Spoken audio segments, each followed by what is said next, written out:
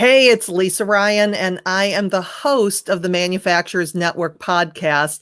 And I thought because we're getting to the last couple days of Mental Health Awareness Month, that I would introduce you to Tara Clancy. Tara is the essential sleep strategist, and she helps people have more energy, increased productivity, and a reflection in the mirror they love. Affectionately known as O2 Tara, she is a certified Buteco, right? Breathing specialist. And Nat, thank you for putting the pronunciation in there.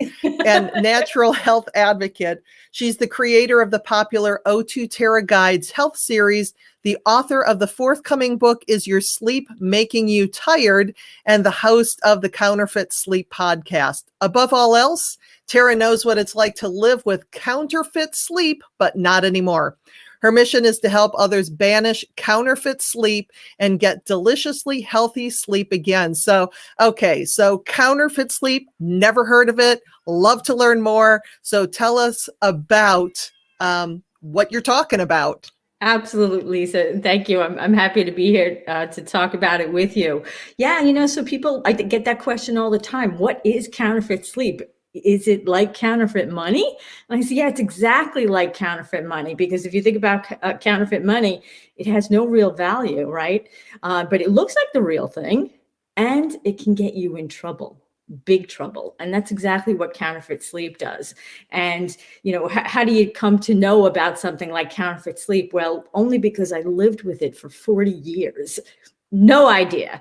And here's what I mean, from a long time, I had all these isolated problems, little annoying things, never felt 100%. But I was going to bed at 10 o'clock. I was waking up at 6. So I was getting the right amount of sleep. And when I woke up, I felt great. So there's no way I could have a sleep problem, right? Wrong.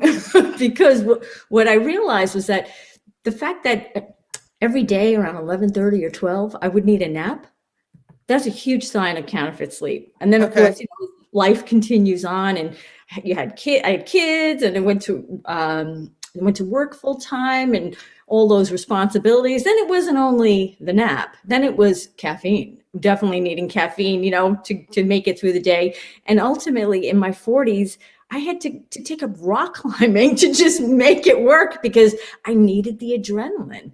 And through all of it, I never once thought I had a sleep problem, because, like I said, I was getting the right amount of sleep. So what was going on? Well, it wasn't a sleep hygiene issue that I had, like, a lot of people talk about, a lot of people are familiar with that. What I actually had was a sleep integrity problem. And here's how you can think about that. So sleep hygiene and sleep integrity is kind of like loading the dishwasher when you want to do a load of dishes.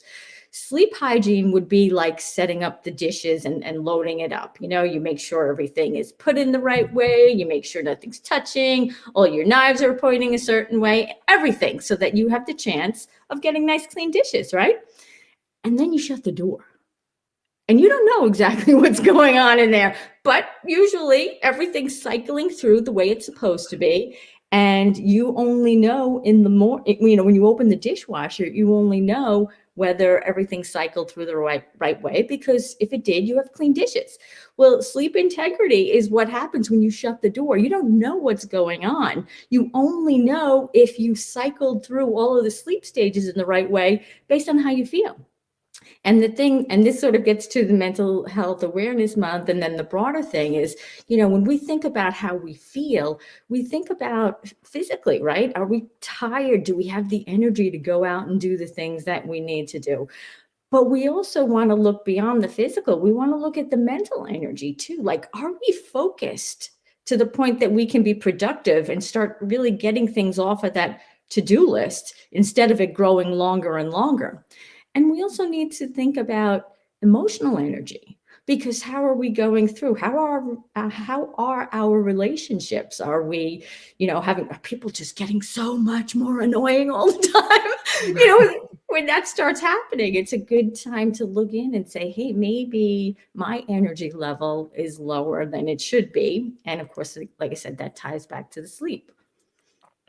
So when it comes to sleep, I know for me, I just think that it's interesting that you got that full amount of sleep because I try to get 8 hours a night. Of course, I have a cat that likes pulling the covers off me in the middle of the night, so I don't know how much she's interfering in that counterfeit sleep.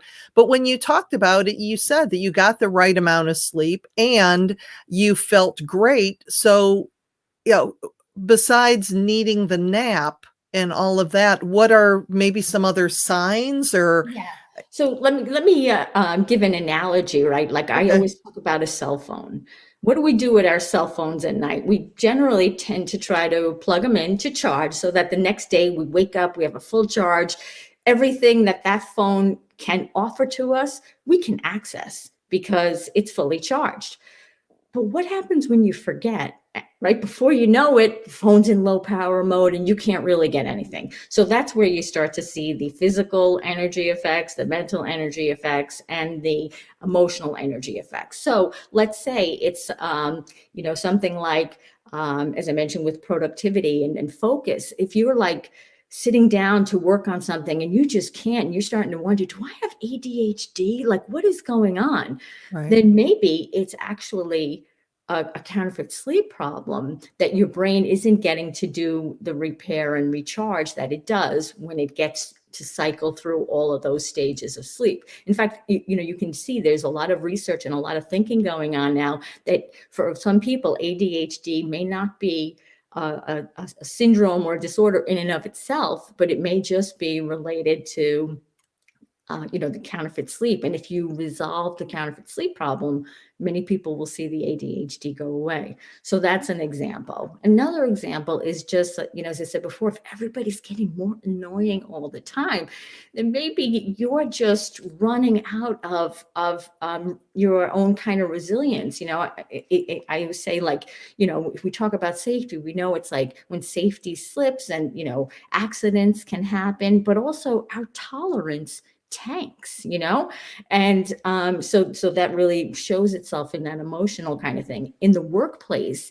If employers want to look and say, who may be somebody that might need support with sleep, you look at towards like HR and say, who's the one that may be having relational challenges with employees? Who's the disengaged employee that really doesn't want to get on board with any initiative? They can sort of get, boxed into this view of maybe it's an employee that just isn't appropriate for us. But I encourage everyone to sort of look deeper and say, maybe it's just the fact that they're running around with a battery in low power mode, basically, and they just don't have the extra energy to bring, emotionally. So, it really, like I said, it really has these comprehensive effects, but it's going to show up differently for different people, depending upon, how you're structured and where you feel it first. Some people may be more physically ill. Some people may be more anxious and stressed out, irritable. Some people may just seem like they just, can't get it together.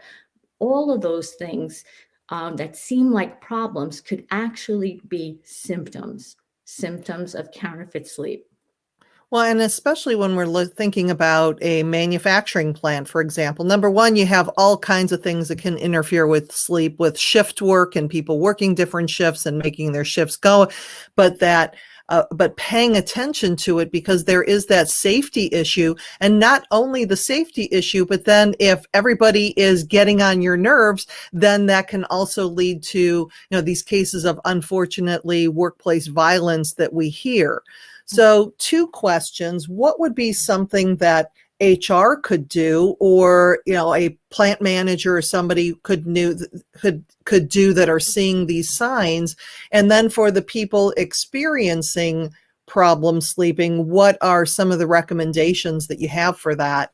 Yeah, so I'm glad you're asking that because so many people right now are having sleep problems in general, not even counterfeit sleep problems, but just sleep problems in general. So the first thing I say is just approach it with some grace, right? So that instead of assuming that what you're seeing is the problem, like I said, that irritable person, maybe that irritability is just a symptom, and that maybe they really do need some support with sleep that will then resolve the irritability issue, or the relational problems that HR might be seeing. So that's the first thing, and I actually talk about it as the XYZ formula. In the workplace, when you see problem X, ask why, and then make the primary suspect your Z's, or the person's sleep, because that really is a driver of so many of these issues. So that's the first thing. And the second thing is, get to know what the signs of counterfeit sleep are. And I have an assessment on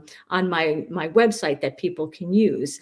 Get to know what those signs are. And then thirdly, make an investment in your sleep, because it really will pay off, as we said, across the board, in terms of your physical energy, your emotional energy, and your mental energy. And all of those things impact safety, culture, productivity, comprehensive effects across the workplace. So make that investment. And if you're not seeing the return on your investment, then think maybe you have some counterfeit sleep going on, and look into it and see if it may be.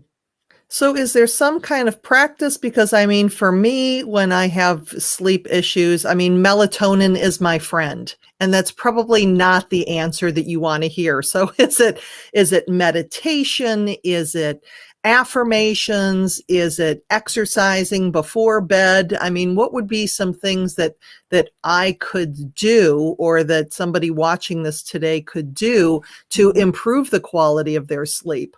Yeah. So the first thing is to think that we always are going to have days when our sleep gets disrupted. I happen to be dog sitting for 2 golden retrievers, and so I've got an extra 200 pounds of dog in the house that I'm not used to, and they move around a lot. So I'm a little extra tired these days because they've been disrupting my sleep. So things always happen. But maybe you have some situation, or just the world we're living in now with all this uncertainty can lead to anxiety, and that you're sitting there and you're having trouble sleeping. So definitely try the melatonin thing. Another thing you can try is a hot bath right before bed, because when you're ready to fall asleep, your body temperature, your core temperature drops. So if you artificially inflate that temperature with a hot bath, and then you get out, as the temperature is dropping, your mind is saying, oh, okay, I need to get up, I need to get into bed, I need to get to sleep. So you can do things like that. There's another thing I talk about called the 3 times 10. And so what you really want to do is you want to try to get 10 minutes of early morning sunshine to kind of activate the production of melatonin and all those kinds of things. And you want to get 10 ounces of water right from the get-go in the morning to rehydrate yourself, so that you don't end up tanking up before bed and then having to wake up. And, so you basically start the rehydration process early. So, and then also to have 10 minutes of exercise, ideally outside in the fresh air. So I call it the 3 times 10, because it's, as I said, 10 minutes of 10 ounces of water, 10 minutes of sun, and 10 minutes of walking. And just think about it, if you have a dog, right? You grab a bottle of water, you go outside, you take the dog for a brisk walk. Everybody's happier, and you've gotten your 3 times 10 in to help you. The other thing I say about it is to make sure that you get that in before 10 a.m. because if you're not activating the brain and the circadian rhythms by 10 a.m., you're definitely going to have trouble falling asleep at night. So, and then there are lots of other things, but largely it's what we do during the day that influences how we sleep at night, So I have sleep tips on my website too, for people that are really trying to figure out what they can do. But that the 3 times 10 is a great place to start, to just sort of make it concrete, make the commitment, and you will notice a change. And then and that is all part of sleep hygiene. And then what I say is, if you really nail down the sleep hygiene, as we said, the loading of the dishwasher, if you get that right, and you're still not able to sleep, if you're still waking up to go to the bathroom in the middle of the night, then you have to say to yourself, well, maybe I do have that sleep integrity problem and I'm getting counterfeit sleep. Something is not cycling through, like we said about the dishwasher. Something is breaking down in those cycles and you're not waking up with a fully charged battery. So if that's the case, then you look to rectify that. And that's a more involved thing than sleep hygiene. So that's why I always say, nail down the sleep hygiene. And for many people, everything will be fine. And if not, then you take the next step to really look at the sleep integrity and figure out how to banish counterfeit sleep. Okay. Well, and it's kind of funny because what does getting up to have to go to the bathroom in the middle of the night have to do with sleeping? I mean, what if you just drank a lot of water before you Yeah. went to bed? So it may be that, right? So it may be that you did. And I had a client not too long ago that was going for a jog at night, coming back, drinking 32 ounces of his favorite beverage, and then waking up and, like 1 a.m. and he was exhausted and falling asleep in meetings and whatever. So we had to that really was an easy sleep hygiene fix. It was like, don't tank up right before you go to bed. But let's say again, so he took care of that sleep hygiene issue and he was fine then. Everything was resolved.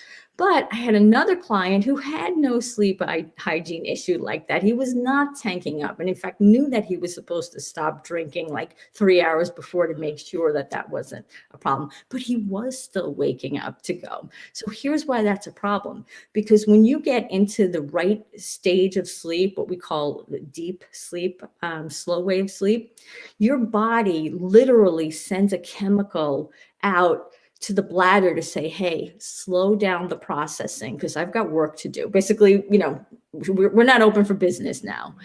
And so, and by slowing down the processing, the bladder doesn't get full and then you don't get the signal to go. So what happens if you are getting the signal to go? That's a sure sign that you're not getting into that deep phase of sleep because that, the chemical's not getting released. The bladder's still processing at the same rate. So, so many people think, hey, you know what? I've had a baby. Of course, I'm going to have to wake up in the middle of the night to go, hey, I'm just getting older. That happens. Oh, my prostate is a problem. That's why I go. But that's not, it's really a symptom. We treat it as a problem or we make excuses too many times, but it really is a symptom of counterfeit sleep. And so, if we familiarize ourselves with those signs, then that's how we get to say, wait a second, this shouldn't be happening. And then therefore you get on that path to getting healthy sleep again. And these are all the kinds of things that I talk about on the Counterfeit Sleep podcast, because just like for you, you're like, well, wait a second, what does that have to do with getting counterfeit sleep?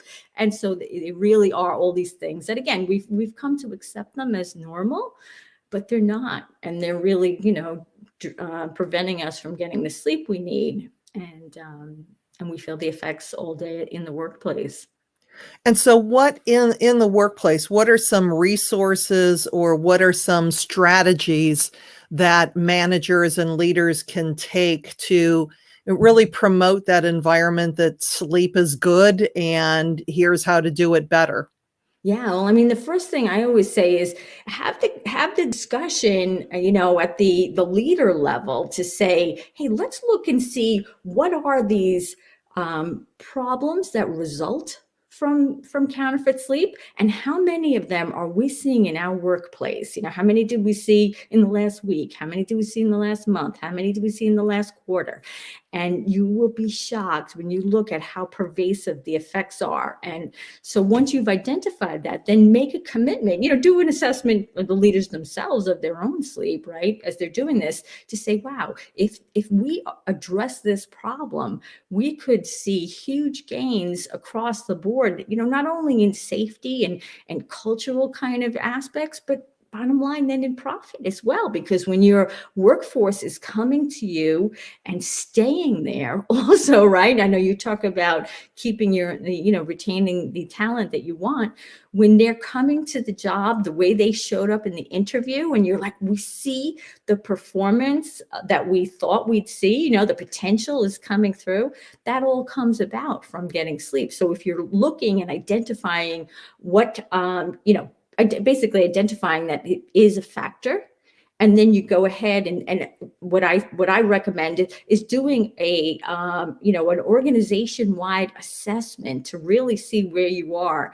As I said, I talk about sleep integrity and sleep hygiene, and so you look where you are. We graph that out. You get an overall sleep aptitude score. I call it sleep aptitude, and you see where you are, and then you look, based on what you found the specific challenges were that were coming up in your workplace, then you design a program to address those challenges. And the thing is, sometimes with a program, it can be hard to get buy-in and whatever, but most people know they're tired, right? Right. Most people know that they can't focus, and most people know they feel overwhelmed. So if you say, hey, look, we have something that for many, many people, it ends up being a huge part of the solution. Most people are willing to try, and give it a shot. So it's a pretty easy sell as well to get the buy-in that you really need for a program to be successful. And the other thing, Lisa, is even for HR, all the wonderful programs that are offered through HR, if you have an employee who is getting, as I call it, deliciously healthy sleep, they're in a much better position to receive all those other programs. So really focusing on sleep and getting that sleep to be, healthy for your employees gives you better ROI on everything you're doing. It's a really good investment for any organization, really. All right. Well, as we're getting to the end of our time together, I know you have lots of resources on your website, and then you also have a podcast about it. So if people want to learn more, what's the best way for them to do that? Yeah, the easiest place is to go to counterfeitsleep.com. That's where the podcast feed is, and that's where the screening assessment is to determine your risk of counterfeit sleep. And then my other website is Tara. My email is tara@o2tara.org. That's where I do my work with as a speaker and as a consultant. So those would be the two places to get started. All right. Well, Tara, it has been an absolute pleasure having our conversation today. Thank you, Lisa. I appreciate it. All right. Well, I'm Lisa Ryan, and this is the Manufacturers Network podcast. We'll see you next time.